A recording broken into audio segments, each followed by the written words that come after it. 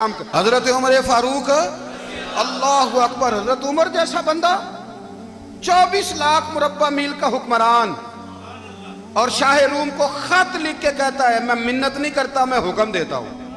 اتنا تگڑا بندہ جنگ قادسیہ کے لیے حضرت سعد بن ابی وقاص کو بھیجا۔ فتوح شام پڑھ کے دیکھیں، حضرت عمر بڑے پریشان ہیں، اتنے دن ہو گئے کوئی رپورٹ ہی نہیں آئی۔ اب تو موبائل ہے نا، تو ایک منٹ کی رپورٹ لیں آپ، بلکہ آپ ایک منٹ کی فوٹو لیں، آپ رپورٹ تو دور رہ گئی۔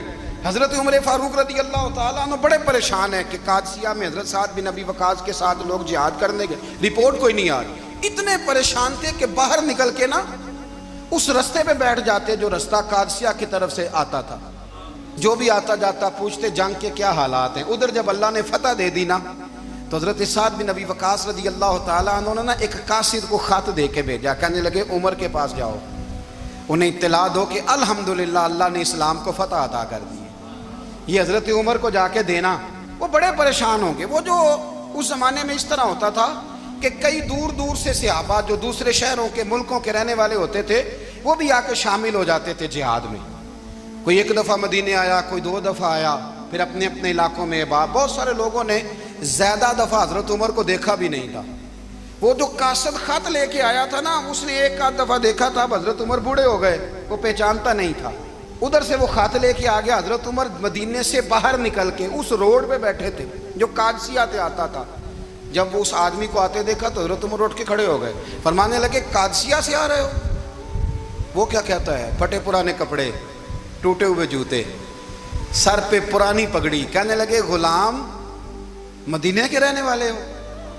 حضرت عمر کہنے لگے ہاں مدینے کا ہوں۔ کہا میں قادسیہ سے آیا ہوں، الحمدللہ اللہ نے اسلام کو فتح دے دی ہے، الحمدللہ کفر کی کمر ٹوٹ گئی ہے۔ اس نے یہ بات کر کے تو گھوڑے کو ایڑی لگائی، گھوڑا دوڑنے لگا مدینے کے، حضرت عمر بھی ساتھ ساتھ دوڑ رہے۔ فرمانے لگے اچھا بتاؤ خالد بن ولید کا کیا حال ہے؟ تھوڑا آگے جا کے فرمانے لگے اسامہ بن زید کیسے ہے؟ وہ کہتے ہیں ٹھیک ہے۔ پھر اس نے اور گھوڑا، عمر ساتھ ساتھ دوڑ رہے ہیں، ساتھ ساتھ 24 لاکھ مربع میل کا حکمران، ایک جوتا پیر سے نکل گیا، عمر دوڑ رہے ہیں۔ آگے جا کے پوچھتے ہیں سعد بن ابی وقاص کا کیا حال ہے؟ کہا حضور وہ بھی ٹھیک ہے۔ کتنے لوگ میرے شہید ہو گئے مسلمانوں میں سے؟ کہنے لگا صحیح گنتی کا نہیں پتا، یہ لفظ ادا ہوتے ہوتے مدینے کی سرحد آ گئی۔ لوگوں نے عمر کو گھوڑے کے ساتھ دوڑتے دیکھا تو کہا امیر المومنین کیوں دوڑ رہے ہیں؟ وہ غلام چھلانگ لگا کے نیچے آیا، قدموں میں بیٹھ گیا، کہنے لگا حضور آپ نے بتایا ہی نہیں آپ امیر المومنین ہیں۔ آپ فرمانے لگے کیا بتاتا؟ میں تو اونٹ چرانے والے کا پتر ہوں، کیا بتاتا؟ وہ عمر ہوں جس نے اپنے گناہوں کا حساب دینا ہے، کیا بتاتا؟ جو سعد بن ابی وقاص کو جہاد پہ بھیج کے خود بزدلوں کی طرح گھر میں بیٹھا ہے، کیا بتاتا؟ کوئی حیثیت نہیں، کوئی تار۔ تو نے اچھا کیا، تو تو مجاہد تھا، مجھے ساتھ ساتھ دوڑایا، تو نے اچھا کیا۔ جتنے لوگ تھے چیخیں مار کے رونے لگے۔ حضرت فاروق اعظم سے کہنے لگے عمر جب تک تیرے جلوے رہیں گے اللہ کامیابیاں ہی عطا فرمائے گا، جب تک تیرا رنگ رہے گا اللہ تعالیٰ نوازتا ہی رہے گا۔ کچھ نہیں کبھی اپنا آپ ظاہر ہی نہیں کیا۔ بہت بڑے تھے، بہت بڑے تھے حضرت عمر، بڑے تھے۔ حضرت ابو رافع غلام تھے، قرآن پاک بڑا سونا پڑھتے تھے۔ حضرت عمر جب بھی انہیں ملتے کہتے ابو رافع تو عمر سے اچھا ہے، قرآن بڑا شاندار پڑھتا ہے۔ تو وہ کہتے حضور اگر میں قرآن صحیح پڑھتا ہوں تو آپ کو قرآن کی تشریح زیادہ صحیح آتی ہے، آپ بھی تو مجھ سے افضل ہیں۔ تو آپ فرماتے نہیں پھر بھی تو مجھ سے افضل ہے۔ کیوں؟ اس لیے کہ تو اپنے آقا کی نوکری بھی ٹھیک کرتا ہے اور رب کی عبادت بھی ٹھیک کرتا ہے، اور مجھے خالص صرف عبادت کرنی ہوتی ہے وہ بھی ٹھیک نہیں کر پاتا۔ ساری زندگی اپنا محاسبہ، ساری زندگی اپنے گریبان میں دیکھا، ساری زندگی اپنے آپ کو پرکھا، اپنے آپ کو ٹٹولا۔ 62 سال عمر بیت گئی۔ حضرت حذیفہ بن یمان ایک صحابی تھے، میرے نبی کریم علیہ السلام نا ان سے راز کی باتیں کرتے تھے۔ ہر بندے کا ہاضمہ ٹھیک نہیں ہوتا، سب سے راز کی بات نہیں کرنی چاہیے۔ حضرت حذیفہ بن یمان کہتے ہیں حضور راز کی باتیں بتاتے ہیں۔ مدینہ منورہ میں جو منافقین تھے ان کی لسٹ بھی نبی پاک نے حضرت حذیفہ بن یمان کو دی تھی۔ جب کوئی مشکوک آدمی مر جاتا نا تو صحابہ کہتے ہیں ہم دیکھتے اگر حضرت حذیفہ نے جنازہ پڑھا ہے تو ہم بھی جنازہ پڑھ لیتے۔ نبی پاک نے بھی کچھ جنازے نہیں پڑھے، ترمذی میں ہے، فرمایا عثمان سے جو بغض رکھے اس کا جنازہ نہیں پڑھیں گے۔ حضرت حذیفہ بن یمان اگر جنازہ پڑھتے تو لوگ پڑھتے، وہ نہ پڑھتے تو لوگ جنازہ نہ پڑھتے۔ حضرت حذیفہ بن یمان کہتے ہیں جناب عمر فاروق کی خلافت کے آخری ایام تھے، کچھ دنوں کے بعد وہ شہید ہو گئے۔ فرماتے ہیں آدھی رات کا وقت تھا، میں گھر میں سویا تھا بڑا بے فکر، اچانک میرے دروازے پہ دستک ہوئی، میں گھبرا کے اٹھا، اتنی رات کو کون آیا؟ کہتے ہیں قربان جاؤں، دروازے پہ گیا تو امیر المومنین فاروق اعظم دروازے پہ۔ میں نے کہا عمر کوئی حکم تھا تو مجھے بلا لیتے۔ کہنے لگے میں نا امیر بن کے نہیں آیا، تیرا ویر بن کے آیا ہوں۔ امیر المومنین کی حیثیت سے سرکاری کام سے بلاتا تو وہاں بلاتا، مجھے ایک ذاتی کام پڑ گیا۔ کہتے ہیں میں نے عمر کو گھر کی اندر بلا کے چارپائی پہ بٹھایا، میں نے کہا حضور میں غریب آدمی ہوں، میں کیا آپ کے کام آ سکتا ہوں؟ تو کہتے ہیں انہوں نے نا مجھے ساتھ بٹھا لیا، پھر میرا ہاتھ پکڑ لیا، کہنے لگے تو عمر کو جانتا ہے؟ عمر جھوٹ نہیں بولتا۔ تو جانتا ہے؟ عمر وعدوں کا پکا ہے۔ کہا حضور جانتا ہوں۔ کہا میں اس وقت آیا ہوں جب دیکھ بھی کوئی نہیں رہا۔ حضرت حذیفہ بن یمان کہتے ہیں پریشان ہو گیا، حضور پہلیاں نہ بجھوائے، مہربانی کریں بتائیں کدھر آئے ہیں؟ تو حضرت عمر فاروق فرمانے لگے 62 سال کا ہو گیا ہوں، 63 میں چل رہا ہے، داڑھی سفید ہو گئی ہے، پھل پک گیا، اٹھ فریدہ ستیا، داڑھی آ گئی پور، اگا نیڑے آ گئی، پیچھا رہ گئی دور، اب قبر اشر کا معاملہ صاف نظر آنے لگا ہے۔ کہا حضور مجھ سے کیا چاہتے ہیں؟ حضرت عمر رو پڑے، کہنے لگے آج میں عشاء کے بعد نکلا ہوں تو نبی پاک کے صحابہ مجھے نیک کہہ رہے تھے، پھر میں نے بچوں کی ماں سے اور بچوں سے بھی پوچھا ہے، وہ بھی مجھ سے راضی ہیں، پر حذیفہ تیرے ساتھ نبی پاک راز کی باتیں کرتے تھے، سچ بتا کہیں عمر کا نام منافقوں میں شامل تو نہیں؟ سچ بتا ان منافقین میں تو شامل نہیں، کہیں اوپر سے تو نہیں سارا کچھ؟ حضرت حذیفہ بن یمان کہتے ہیں میں باپ کے مرنے پہ اتنا نہیں رویا جتنا عمر کے سوال پہ رویا۔ میں قدموں میں بیٹھ گیا، میں نے کہا نہیں عمر یہ تو میں نے نہیں سنا، لیکن یہ میں نے نبی پاک سے ضرور سنا ہے کہ میرے بعد اگر کوئی نبی ہوتا تو عمر ابن خطاب ہوتا۔ یہ میں نے اپنے کانوں سے سنا ہے کہ عمر جس گلی سے گزرے شیطان رستہ بدل جاتا ہے۔ یہ میں نے اپنے کانوں سے سنا ہے کہ 950 سال حضرت جبریل جناب عمر کی شان بیان کریں تو پھر بھی بیان نہیں ہو سکتا، یہ میں نے ضرور سنا۔ دوستو ساری زندگی حضرت عمر نے اگر دوسروں کا محاسبہ کیا تو اپنا اور اپنے بچوں کا بھی کڑا خیال رکھا، اپنی ذات پر بڑی توجہ دی۔ جو لوگ اپنا بھول جاتے نا، ہمیں اپنی صحت کا بڑا خیال ہے لیکن اپنی روحانی زندگی کا کوئی خیال نہیں ہے۔ حضرت عمر فاروق رضی اللہ تعالیٰ عنہ نا باہر والوں کا بھی بڑا سخت حساب کرتے تھے۔ بڑا ایک گورنر صاحب نے لباس بڑا شاندار پہننا شروع کر دیا تھا تو حضرت عمر نے اتروا کے نا تو انہیں ٹاٹ کا لباس پہنا کے تو اونٹ چرانے کی ڈیوٹی دے دی تھی، اتنا سخت احتساب کرتے تھے۔ کسائی کی دکان پر بھی 1-2 گھنٹے کھڑے ہوتے تھے۔ جو آدمی مسلسل 2 دن گوشت خریدتا تھا نا، فرماتے تھے اس کا ٹیکس بڑھا دو، لوگوں کو دال نہیں مل رہی اور یہ روز گوشت کھاتا ہے۔ حضرت فاروق اعظم اس کو جزیہ کہا جاتا تھا، یا کچھ اور معاملات ہوتے تو بڑھا دیتے تھے۔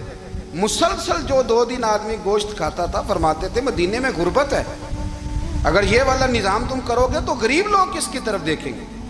لیکن اس سے زیادہ بڑھ کر جو ان کی زندگی کا معیار اور سٹیٹس تھا وہ یہ تھا کہ اپنے گھر کا خاص خیال رکھتے، خاص توجہ کرتے۔ ملک شام سے اور ایران سے کچھ لوگ آپ کی خدمت میں آئے تو وہاں سے کچھ کنیزیں بھی آئیں، ان کے بادشاہ کا پیغام لے کے۔ شاہ ایران کی کنیز کو ملکہ نے کہا کہ نا حضرت عمر کی زوجہ کو دیکھ کے آنا ذرا کس طرح کی ہے۔ ہمارے ملک میں کیا کہتے ہیں؟ خاتون اول، باقی سارے دوؤں میں خاتون اول، ذرا خاتون اول کو دیکھ کے آنا۔ تو وہ جب آئی نا گھر میں ملنے تو کہا کہ مجھے میری ملکہ نے کہا تھا کہ عمر کی زوجہ سے اہلیہ سے ملاقات کر کے آنا۔ تو حضرت عمر کی اہلیہ نے نا ایک جوڑا کپڑوں کا دے دیا ملکہ کے لیے اور ایک خوشبو کی شیشی دے دی۔ اب جب وہ تحفے وہاں گئے تو اس ملکہ نے نا کچھ سونے کا سامان بھیجا، کچھ زیورات بھیجے، کچھ تحائف بھیجے۔ جب حضرت عمر کے گھر آئے نا، وہ خادم لے کے آیا، اس نے کہا جی آپ کی اہلیہ نے تحفے بھیجے تھے، تو جواب میں شاہ ایران کی بیوی نے، یہاں جس ملک کا وہ سفیر تھا، انہوں نے بھی یہ بھیجے۔ تو حضرت عمر فاروق نا وہ تحفے لے کے گھر گئے تو جا کے کہنے لگے اپنی اہلیہ سے، یہ تو کب سے تحفے تحائف بھیجنے لگ گئی ہے؟ یہ کب سے نظام شروع ہو گیا؟ تو کہ حضور تحفہ دینا لینا تو ٹھیک ہے، سنت ہے، محبت بڑھتی ہے، تو یہ کوئی قباحت نہیں، اور میں نے اپنی ذاتی استعمال کے لیے جو چیزیں رکھی تھی وہ میں نے دی ہیں۔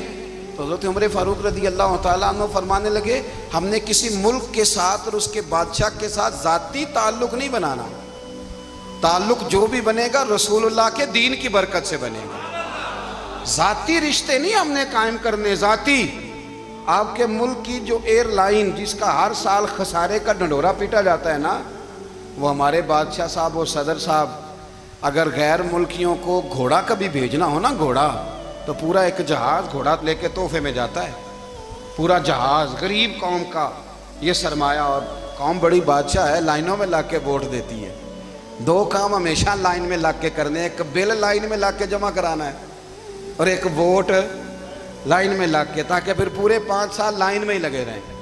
مرضی سے آپ ووٹ دینا، پر جو بات درست ہے اس کو سنو۔ حضرت عمر فاروق رضی اللہ تعالیٰ عنہ نے اپنی اہلیہ سے پوچھا کتنے کا تھا وہ تیرا جوڑا اور خوشبو کی شیشی؟ انہوں نے کہا 3 دینار کی۔ فرمایا یہ 3 دینار تیرے، اور باقی جو تحفے آئے ہیں وہ تو خود کہہ، چونکہ اس نے تیرے نام بھیجے ہیں، تو کہہ کہ میں مال غنیمت میں دیتی ہوں، تو کہہ میں مسلمانوں کو کہہ۔ تو زوجہ ہنس پڑی، کہنے لگی میں نہ بھی کہوں تو مجھے کہنا تو پڑے گا ہی، کہنا تو میں نے ہے ہی، کیونکہ سامنے عمر فاروق ہیں، لہذا فرمایا کہہ دیتی ہوں میں نے دیا خزانے کو۔ حضرت عمر نے جمع کرا لیا۔ میں یہ کیا بات ہے، میرے گھر والے جو مرضی کریں، ان کا معیار زندگی جس طرح کا مرضی ہو۔ اور حضرت عمر ایک جملہ کہا کرتے تھے، اللہ کرے کہ یہ باتیں اس دور حاضر میں ہماری سمجھ میں آئیں۔ حضرت عمر فاروق رضی اللہ تعالیٰ عنہ اپنے بچوں کو فرمایا کرتے تھے کہ بہت آدمی کو بھوک لگی ہو نا، اور پھر اس کی پسند کا کھانا پکا ہو، جتنے شوق سے وہ اس کھانے کو دیکھتا ہے نا، فرمایا اس طرح پوری قوم اپنے بادشاہوں کے خاندان کو دیکھتی ہے، اس تیزی کے ساتھ دیکھتے ہیں کہ ان کے گھر میں کیا ہو رہا ہے، ان کا معیار زندگی کیا ہے، ان کا سٹیٹس کیا ہے۔ آپ کے بچے دونوں کاروبار کے لیے مصر گئے، ایک بہت بڑا قافلہ گیا مدینے سے مصر تجارت کے لیے، تو یہ گئے تجارت کے لیے، تو حضرت عبداللہ ابن عمر، حضرت عبید اللہ ابن عمر، حضرت عمر کے دونوں بیٹے گئے۔ جناب عمر فاروق کے بچے جب وہاں پہنچے تو مصر کے گورنر نے نا لوگوں کو تعارف کرایا کہ یہ عمر فاروق کے بیٹے ہیں۔ ایک چھوٹی سی بات کر دوں، یہ چودھری کے بیٹے کو کون بتاتا ہے کہ تو چودھری کا بیٹا ہے؟ باہر والے بتاتے ہیں، گھر والے۔ اور سیٹھ صاحب کے بیٹے کو کون بتاتا ہے کہ تو سیٹھ صاحب کا بیٹا ہے؟ اور مالک کو کون بتاتا ہے کہ تو مالک کا بیٹا ہے اور یہ کرایہ دار ہے؟ یہ کون بتاتا ہے؟ یہ سوچ ہم دیتے ہیں بچوں کو، چودھری اور کمی کی سوچ، امیر اور غریب کی سوچ، مالک اور کرایہ دار کی سوچ، گھر کے مالک کی اور کام کرنے والے کی سوچ، یہ ہم دیتے ہیں۔ یاد رکھنا، یہ ہم دیتے ہیں، یہ ہمارا مزاج ہے، یہ باہر سے نہیں آتی۔ تو کوئی شہزادہ ہے، تو سیٹھ ہے، تو نواب ہے، یہ سوچ باہر سے نہیں آتی، یہ اماں سوچ دیتی ہے، اماں، یہ ابا سوچ دیتا ہے، اور پھر جب تباہی اترتی ہے تو اس کے ذمہ دار بھی باہر والے نہیں ہوتے، گھر والے ہوتے ہیں، گھر والے۔ ہمارے بچوں کی طبیعتوں پر زیادہ نقش باہر والوں کا نہیں ہوتا، گھر والوں کا ہوتا ہے، یاد رکھیے گا۔ حضرت عمر فاروق رضی اللہ، بچے ہیں، شہزادے ہیں، وہ کاروبار کرنے گئے، اور وہاں بتایا گورنر صاحب نے کہ یہ فاروق اعظم کے بچے، امیر المومنین کے۔ لوگوں نے ان سے زیادہ مال خریدا، تجارت میں زیادہ نفع ہوا، ظاہر ہے کہ وہ آپ کے جو اللہ خیر کرے حکمران ہیں، ان کے کاروبار کتنے ملکوں میں ہیں، کس بنیاد پر ہیں؟ وہ صرف اس بنیاد پر کہ وہ حکمران رہے، ان کے لیے آسان تھا بڑے لوگوں سے تعلقات بنانا۔ حضرت عمر فاروق رضی اللہ تعالیٰ عنہ کے بچے ڈھیروں مال کما کے جب واپس آئے نا، تو حضرت عمر سے آ کے بچوں نے بطور محبت کا، ابا جی اللہ نے بڑا ہی فضل کیا ہے، بڑا مال کمایا الحمدللہ، یہ دیکھیں کتنا نوازا ہے۔ تو حضرت عمر کہنے لگے سارے قافلے نے اتنا ہی کمایا ہے؟ سارے قافلے نے اتنا ہی کمایا ہے؟ کہ حضور نہیں، سارے قافلے نے اتنا نہیں کمایا، سب کو اتنا نہیں ملا۔ وہ تو وہاں گورنر صاحب نے لوگوں کو تعارف کرایا تھا کہ یہ عمر کے بچے ہیں، تو لوگوں نے پھر ہم سے بڑا ہی خریدا۔ تو حضرت عمر فرمانے لگے ٹھیک ہو گیا، میں بات سمجھ گیا، اس طرح کرو، جو تمہاری اصل زر تھی نا، جو راز تھی، وہ رکھ لو، اور باقی سارا مال مال خزانہ میں جمع کرا دو، اس لیے کہ یہ تم نے تجارت نہیں کی، یہ تم نے اپنے باپ کا نام بیچا ہے، یہ تم نے امیر المومنین کے بیٹے ہونے کا فائدہ اٹھایا ہے۔ فرمایا یہ تمہارا نہیں حق، یہ مسلمانوں کا ہے، اس لیے کہ یہ مال تم نے محنت سے نہیں کمایا، یہ باپ کی کرسی کا فائدہ اٹھایا ہے۔ اور فرمایا اگر تم نے مال جمع نہ کرایا تو میں مال بھی لے لوں گا زبردستی اور کوڑے بھی ماروں گا، ڈبل سزا دوں گا، مرضی سے جمع کراؤ گے تو کوڑوں سے بچ جاؤ گے۔ بڑے بیٹے نے تو جمع کرا دیا تو چھوٹا تھوڑا پریشان ہوا، تو حضرت عبداللہ ابن عمر چھوٹے بھائی کا ماتھا چوم کے کہنے لگے بیٹے چپ کر کے جمع کرا، یہاں بھی فخر کر کے ہم عمر کے بیٹے ہیں اور قیامت میں بھی فخر کریں گے کہ ہم فاروق اعظم کے بیٹے ہیں، یہاں بھی ناز کریں گے اور وہاں بھی ناز کریں گے کہ عمر کے بچے ہیں۔ ہمارے باپ نے خود بھی حلال ہی کھایا ہے اور جب ہماری کمانے کی باری آئی ہے تو ہمیں حکم بھی حلال کھانے کا دیا۔ بھائی ہمارا مزاج دے، بچہ جب لے کے آتا ہے 2 لاکھ روپیہ تو کبھی پوچھے کہاں سے آیا ہے؟ جب وہ پہلے دن غلط دوستوں کے پاس جا کے بیٹھتا ہے تو کبھی نکالا ہے گھر سے اسے؟ یہ بہت سارے خمیازے ہمیں اس لیے بھگتنے پڑتے ہیں کہ ہم ابتدا میں سوراخ بند نہیں کرتے، جب اس میں شگاف پڑ جاتا ہے، سیلاب آتا ہے تو ہمیں ہوش آتی ہے۔ حضرت عمر نے اپنے گھر میں نگرانی رکھی، کڑی نگرانی، زیادہ نماز گھر میں پڑھتے تھے حضرت عمر، نفلی نمازیں زیادہ کیوں بلا؟ میرے اصحاب مجھے حکم دیتے تھے کہ فرض نماز کے علاوہ نمازیں گھر میں پڑھنا، بچوں کو عادت پڑے گی، ذوق پیدا ہوگا، ان کو پتہ چلے گا کہ ہمارے گھر میں 5 وقت کوئی اور کام بھی ہوتا ہے۔ بھائی یاد رکھیں کہ آپ نے اگر سجدہ کرنا ہے تو بچہ لیٹ جائے گا، اسے پتہ کوئی نہیں سجدہ کیا ہے، لیکن جب گھر میں کبھی قرآن ابا جی کھول لینا، میں اکثر کہتا ہوں جب ابا جی کا موڈ بن جائے نا لیکچر دینے کا، وہ گھر میں شروع ہو جاتے ہیں، کہتے ہیں آپ لوگ نماز نہیں پڑھتے اس لیے میرے کاروبار میں برکت کوئی نہیں، تم سویرے قرآن پاک نہیں کھولتے تو میں تباہ ہو گیا ہوں۔ تو میاں آپ نے کب گھر میں قرآن پاک کھولا تھا؟ آپ نے کب نماز پڑھی؟ آپ نے کب گھر کے اندر اللہ رسول کا ذکر کیا تھا؟ آپ نے کب حدیث چھیڑی؟ آپ نے بھی تو گھر کے اندر جب بھی آپ آئے ہیں تو آپ نے وہی کچھ کیا جو دنیا دار کرتے ہیں، آپ بھی تو اپنا موبائل لے کے الگ کونے میں بیٹھ گئے، آپ نے بھی تو کہا ہے کہ اب تمہارے چینل ختم، اب میری مرضی والا چلے گا، تو جو آپ نے کیا ہے بچے بھی وہی کام کریں گے۔ آپ نے بھی گپ شپ لگائی ہے تو وہ بھی لگا رہے ہیں۔ یہ سمجھ لیں جو کام آپ کریں گے آپ اپنے بچوں کی سیرت میں اس کا جلوہ دیکھ لیں گے۔ بڑی پکی سی بات ہے کہ آپ کو بچے کی عادتیں دیکھ کے سمجھ آ جائے گی کہ میں بھی یہی کرتا تھا اور یہ بھی۔ حضرت عمر فاروق رضی اللہ تعالیٰ عنہ وصال فرما گئے تو آپ کے وصال کے بعد حضرت عثمان غنی رضی اللہ تعالیٰ عنہ نے آپ کی ایک بیوہ سے نکاح کیا، حضرت عمر کی ایک بیوہ سے۔ جب وہ آپ کے نکاح میں آئی تو کہنے لگی حضرت عثمان غنی سے کہ حضور نہ تو میں خوبصورت ہوں اور نہ میں جوان ہوں، نہ آپ کی کوئی خدمت کر سکتی ہوں، میرے ساتھ نکاح کرنا سمجھ میں نہیں آیا۔ کیا شاندار جواب دیا حضرت عثمان غنی نے، کیا خوبصورت جواب دیا۔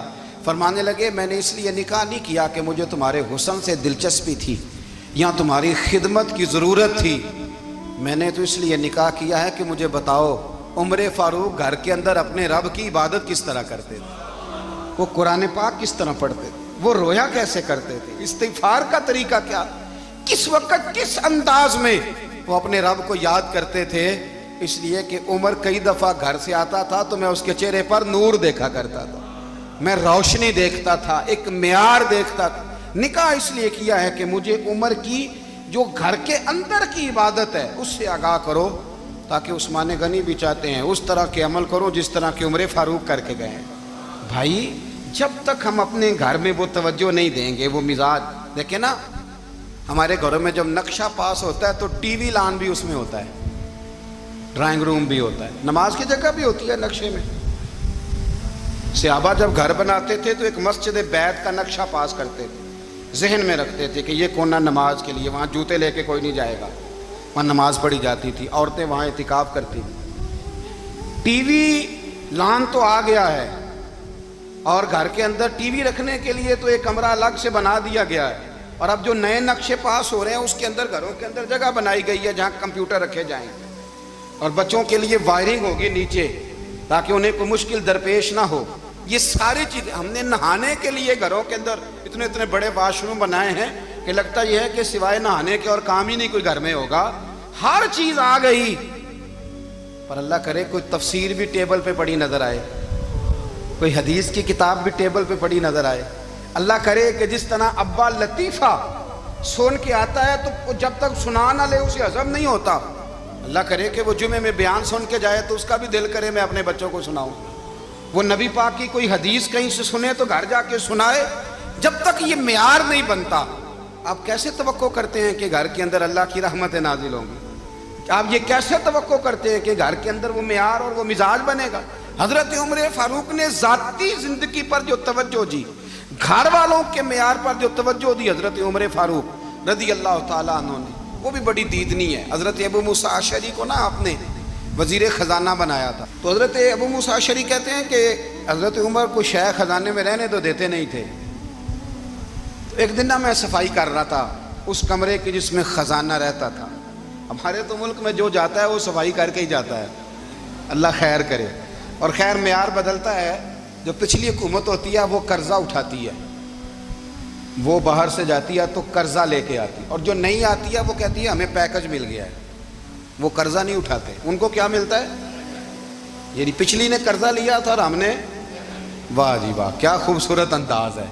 اس کا نام بدل کے نا، انہوں نے قرضہ لیا تھا اور ہم نے، میں کہا بڑے شاندار سیانے بندے ہو گئی. حضرت سیدنا ابو موسیٰ اشعری کہتے ہیں کہ میں نے نا مال غنیمت کی صفائی کی تو 1 دینار مجھے نا کہیں پڑا ہوا مل گیا. تو فرماتے ہمیں اجازت ہوتی تھی کہ 1 دینار ہم اپنی مرضی سے کہیں خرچ کر سکتے تھے. اگر آپ ناراض نہ ہوں تو ہمارے ہاں جب چیئرمین صاحب، ناظم صاحب ٹھیکے دیتے ہیں تو ٹھیکیدار ان کا چھوٹا بھائی ہوتا ہے، یا چچا کا بیٹا ہوتا ہے، یا خالہ کا بیٹا ہوتا ہے. وہ خود ناظم ہوتے ہیں اور ان کا چھوٹا بھائی ٹھیکیدار ہوتا ہے. یعنی وہ نا سارا کچھ گھر کے اندر ہی رہتا ہے. گھر کے اندر ایک پیسہ دیتا ہے، دوسرا واپس اس کو واپس کر دیتا ہے، گھر کے اندر ہی. اب تو خیر ہمارے لوگ سمجھدار ہو گئے.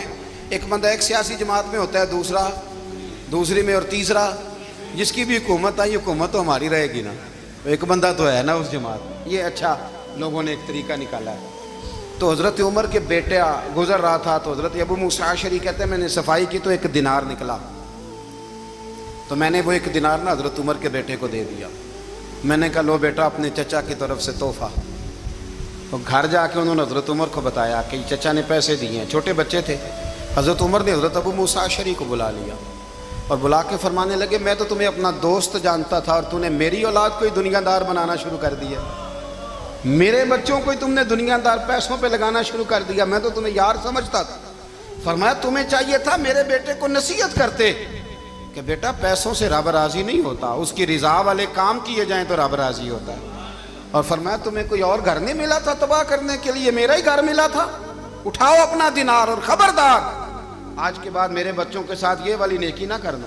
اور ہمارا کیا سٹیٹس ہے؟ دوستی ہے اس سے جو تحفے زیادہ دے، جو بچوں کو خراب کرنے میں مدد زیادہ کرے، اس کے ساتھ یہ رہنا. حضرت عمر نے گھر پہ اور سب سے بڑھ کر اپنی ذات پہ توجہ کی. حضرت ابو مالک رضی اللہ تعالیٰ عنہ کہتے ہیں میں عمر کے پیچھے پیچھے ایک باغ میں گیا، اکثر اس باغ میں جایا کرتے تھے. اور عمر جا کے نا تو درخت کے نیچے بیٹھ گئے اور فرمانے لگے او امیر المومنین اللہ سے ڈر جا، ورنہ جس رب نے حکومت دی ہے وہ عذاب بھی بڑھا دے گا. ڈر جا رب سے. کبھی ساری زندگی حضرت عمر نے اپنا کوئی تعارف نہیں کرایا، کبھی نہیں. ایک بندے نے آپ کے سامنے تعریف کر دی آپ کی تو فرمانے لگے تو خود بھی ہلاک ہوا اور مجھے بھی ہلاک کر دیا.